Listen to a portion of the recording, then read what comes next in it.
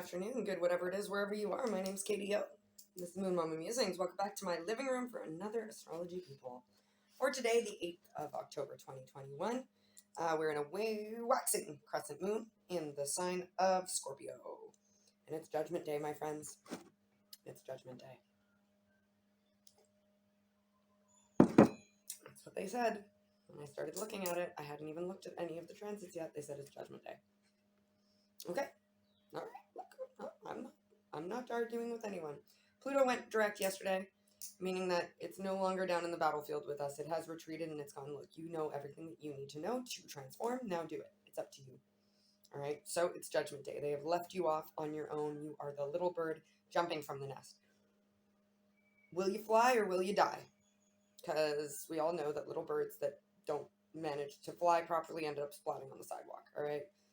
But if you flap your little wings hard enough and believe in yourself, let me tell you, off you go. Judgment Day. Judgment Day. Okay, we've got three aspects I want to talk about. First and foremost, the moon in a square with Saturn. So yesterday's people, I talked to you guys about how Pluto and Saturn kind of hang out together, right? When Pluto does this thing, when he's in retrograde, he's down in the battlefield trying to show you exactly how to do things. It's like your training period. Now where the superior officer comes down and shows you the ropes. Okay, you get to be alongside them for a while. You're a Padawan, you're going to have your Jedi, but now the Jedi has gone back to the temple and you've got to be on your own. All right, so you've received some really important wisdom and you know how to use it with integrity and with responsibility. And Saturn is the one that sits back and watches this. Pluto basically tag teams Saturn and goes, look, I've done all that I can. Now you watch it and make sure that things still stay the way they should be. Yeah. So yesterday I mentioned that Pluto and Saturn are buds, and here we have Saturn coming in to even that karma that Pluto was warning you about. Okay, I hear Thin by Aquila. Oh, you saw it coming. You've been dancing on your own too long, the joker of the night, you know it. Oh, is it for nothing? Like a fire in the distance, I can't see but I can't help. Can you? You can help. Okay, before maybe Pluto was like, see that fire over there? You can't touch it yet.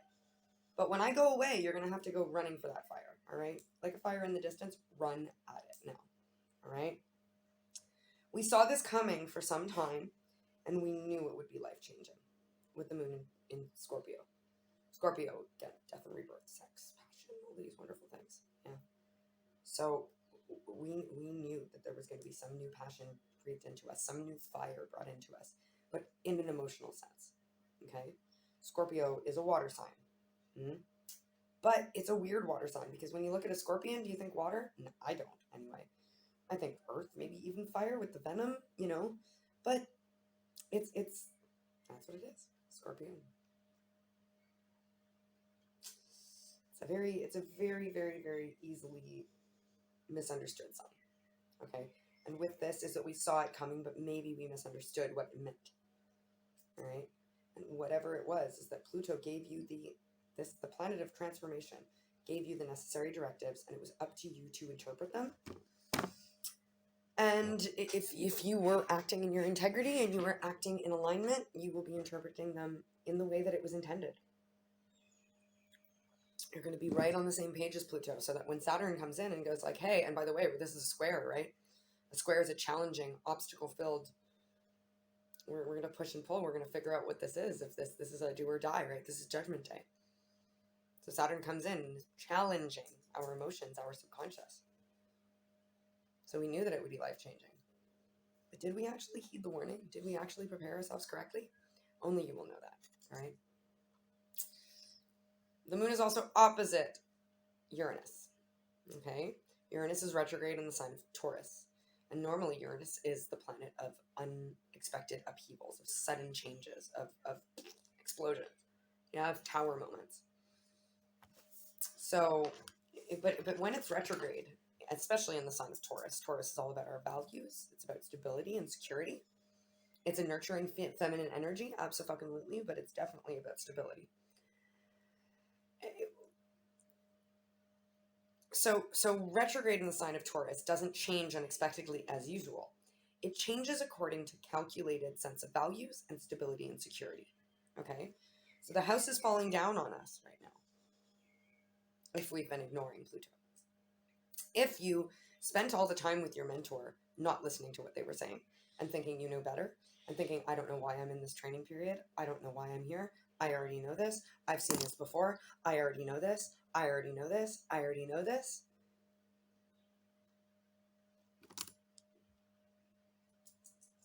It's not going to be comfortable. The house is falling down on top of you. This tower moment, it's the house is falling down. I even mentioned this again yesterday. If you've not been heeding the warnings of Pluto, the house will fall down on your head and you'll still be inside and there's no escaping, because it's like the labyrinth is falling and you don't even know which way to go to get out anymore because you've lost track how many turns you've taken.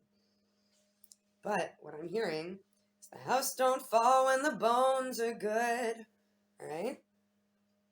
So if you have been doing the work, if you've been listening to Pluto, if the general advice has been heeded, if you've been paying attention to everything that your mentor says, if you've been working your hardest to make yourself into your own version of what that mentor is instead of just carbon copying him or her, then this is where we're really making progress now. Remember, this is an opposition, right? The moon is opposite Uranus, which means it can go either way. It's a tug of war.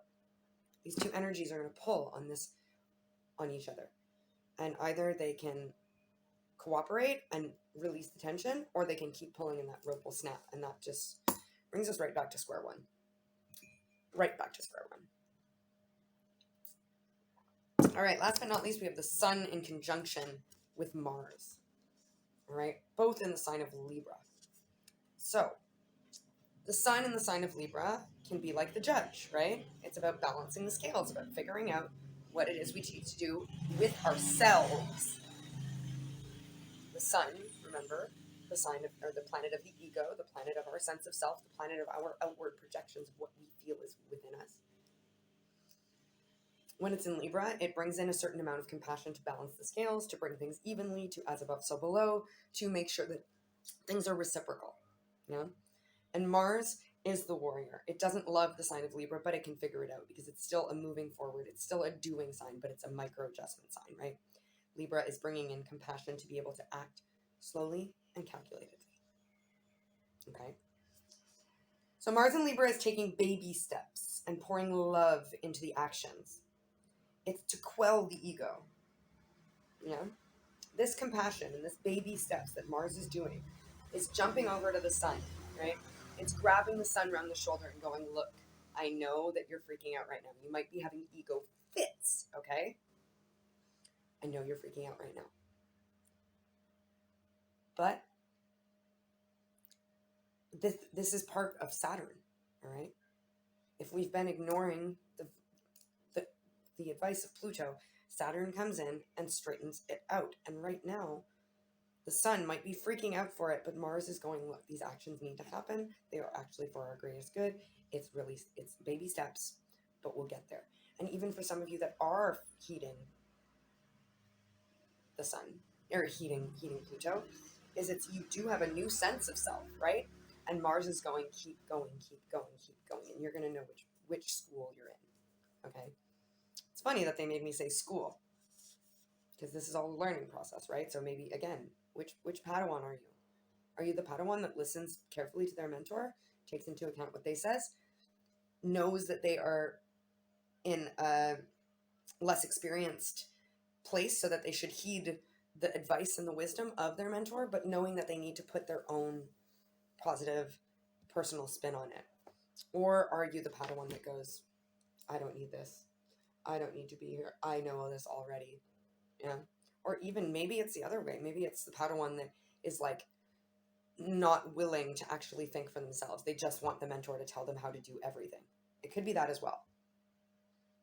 Anyway, either way, we may be feeling volatile on some level, but we have an overlying sense of peace and acceptance regardless of external appearances right now, I'm hearing. Things may look a certain way, but we do have this understanding that whatever is happening is guided, is for a reason, is meant to be, is the way that it needs to be, all right? Yes, it's not super comfortable for some of us, All right. Even those of you who have been heeding Pluto's warning might not be feeling super comfortable with the way Saturn is coming in. It can feel like and especially with Uranus on the board today, it can feel like upheaval even if it's not sudden, right? We've been having this energy for a while as we've been seeing this stuff coming, but it doesn't make it. It's like just because we can prepare doesn't mean the end of the world is going to be fun. Yeah. It's like, even if you know the asteroid is plummeting towards Earth and you only have 30 days left to live, yeah, you can prepare, but is it really, like, it still doesn't make it easy to accept the fact that the world will not exist, right? Especially with the sun right now coming into play here. With Mars, yeah, is that ego. It's that ego is undergoing some sort of a death if it's not already undergone it, or it's undergoing the integration of its death. And it feels like the absolute end of the world sometimes as we're pushing and pulling with this integration.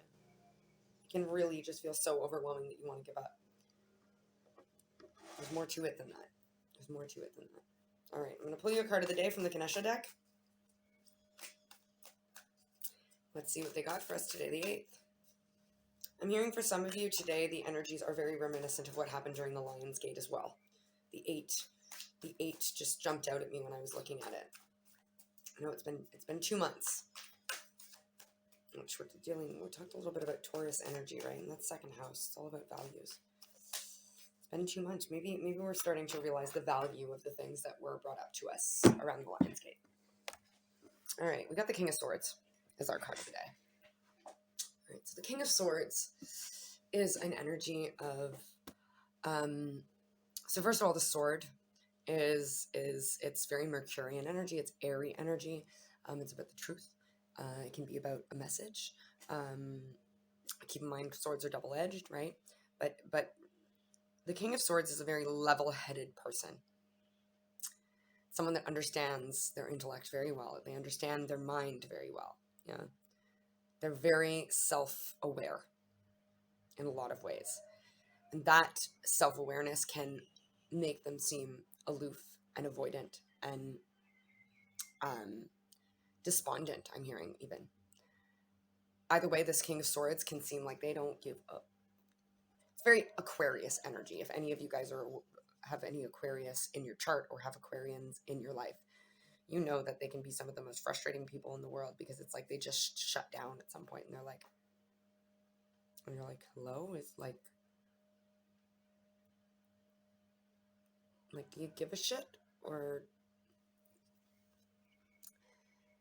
so they're calling, but that's, I mean, that aloofness is when it's in an overexpressed, in an imbalanced way. Yeah. Yesterday we talked about Venus in Sagittarius. That Venus in Sagittarius is all about adventure, but it can also make it fickle. And that's what energy is here. Is they're saying, be the King of Swords, be the master of your intellect, be the master of your mind. Go on those adventures, understand those truths, but remember that whatever's going on within you, not everybody sees on the surface, right?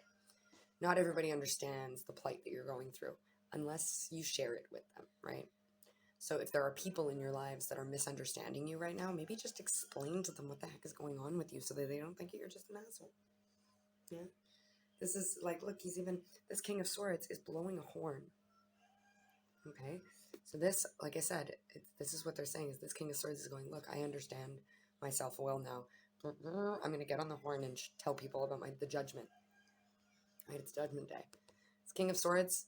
Maybe some of you are dealing with the King of Swords and they're going to come and knock on your door today and go, hey, I've actually got something I want to tell you. Oh, I've made a decision about something. Oh, I've reevaluated this thing. Oh, I've come to terms with those ideas. Whatever it may be. I've got tiger skin on them.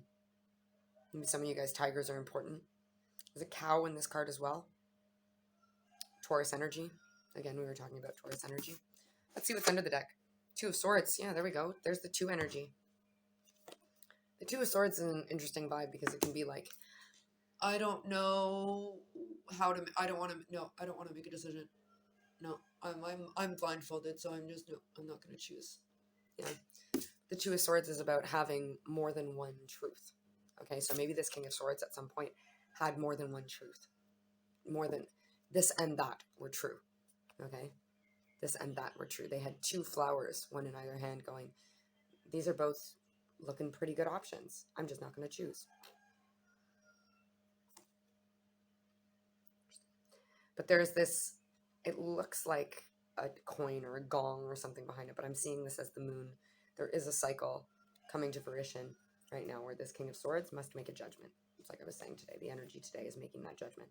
It's about getting away from this, and I should have brought this out right away as the Page of Swords, getting away from those 2 swords and just finally choosing one, even if you don't fully feel like you can understand it. The Page of Swords can be a messenger, right? Pages can always be messengers, but it's a naive energy for me. It's the newbie of the court, right? And the sword, again, is about the truth, the intellect, all of that stuff. It can be a technology, communication, all of that stuff too. But this is like this person may have once been super aloof and they realized it. So they were like, okay, I've got to make a decision, right? But I don't really know how to make this decision, okay? So they're pulling themselves back to the drawing board. They're not the king right now. They've pulled themselves back to the page status so that they can understand this truth.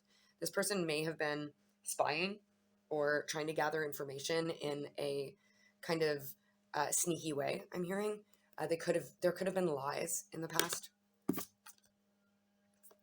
The Page of Swords in reverse can often mean just a liar. But I don't take reversals, right? So I'm just feeling out the energy. There's a lot of options for you guys, right? I'm hearing that this 2 of Swords, right, is this page is even himself deciding which he's going to be. Does he want to set himself up to become the king? Or does he want to keep on mucking about in this swordsy energy? Or sorry, in this page energy. And I'm seeing, look, this Page of Swords is actually sitting on the back of a peacock. So maybe at one point they were feeling, they were very cocky. And they were very, look at my beautiful feathers, I'm the best. Yeah, that's when they were being aloof and whatever. But there's a judgment call needing to be made. They need to blow that horn on which sword they've chosen. And I'm hearing that this, again, like I was saying, there's been an ego death and a transformation. So they're being told right now that peacock, you've got to get a handle on it. You've got to sit on the back of this peacock and show it who's boss. So this King of Swords, and this could very well be you. Okay, it could be someone you're dealing with, but it could very well be you. All right. So ego deaths, someone's undergoing an ego death, whether that be you or someone else. You put yourself where it needs to be. I'm hearing a lot of you might be going, well, I think it's this person, but I can't be sure because I don't know. It's like, okay, well, have you spoken to them? Remember, Page of Swords, messenger. It's like, have you asked them? Have you spoken? Have you talked to that person? Have you gone to the mouth of the horse to try and get your information? Or are you just Page of Swords trying to stalk their social media, trying to figure out where they've been, asking their friends? I don't know. I'm going to get, they want 3 little piles here today. All right. So go for it and overcompensate. All right. So they're reminding me of yesterday's Peephole when I talked about the overcompensation energy. All right. And they're saying, stop. This is like they're saying, remember what we said yesterday? Just cut it out and go for it. Go for it now. Stop overcompensating. It's time. It's time to, we talked about Sagittarius, right? Letting the arrow go. It's time to let Venus and Sagittarius guide you towards throwing that dart into the bullseye. Speak louder than words and teacher.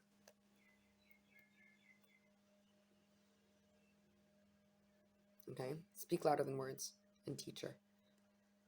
Some of you guys have learned a lot and you are now ready to share your wisdom. Okay? Some of you need to go to a teacher and appreciate them. You need to go to your Jedi and say, thank you so much for all the work you helped me do. Thank you for helping me change. Thank you for giving me your wisdom. All right? But speak louder than words. This is about actions. The actions have to follow the words. You can't just be like, hey, thank you. And, it's like, it has to be genuine. All right? It has to be genuine. Otherwise, this teacher is just going to go, yeah, okay, you're just like every other student. All right? This teacher, whoever this teacher is for you, they've helped a lot of people, and they've had a lot of people give them kind of just like generic thank yous. All right? This is about actually letting your actions speak louder than your words. This is about a gesture. This is about standing on top of the hills and screaming it to people, okay? In a way. This is a very, very important gesture that needs to be made towards this teacher. appreciate who helped you get through your shit these days, okay? Inner child and repetition. You're realizing now more than ever that a lot of the cycles that you were perpetuating before had to do with a wounded inner child, okay? But you've had 3 strikes. Look at that, 3 little X's. You've had your 3 strikes. And if you don't nurture this inner child, it's just going to die. And let me tell you, a life without an active, beautiful inner child is a very sad and dull one. If you put your inner child in a cage,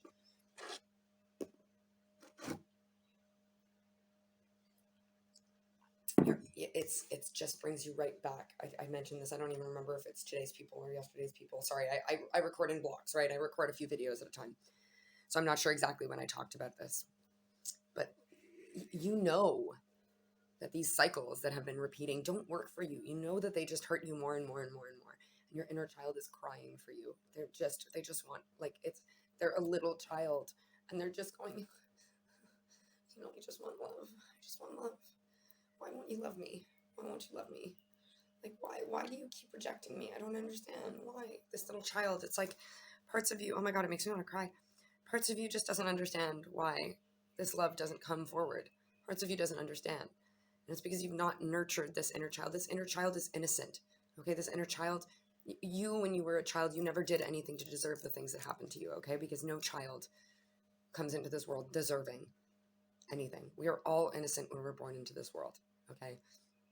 But we cannot control the circumstances that happen around us when we are children, because we're at the whim of our mentors. We're at the whim of our teachers, of our parents, of all of the circumstances of society, of whatever, all right? And it's created bad cycles for you, but you've been given the opportunity to love your inner child, to go back and say to that little girl or little boy that was thrown away, that was rejected, that was ignored, that was said, children are better seen, not heard.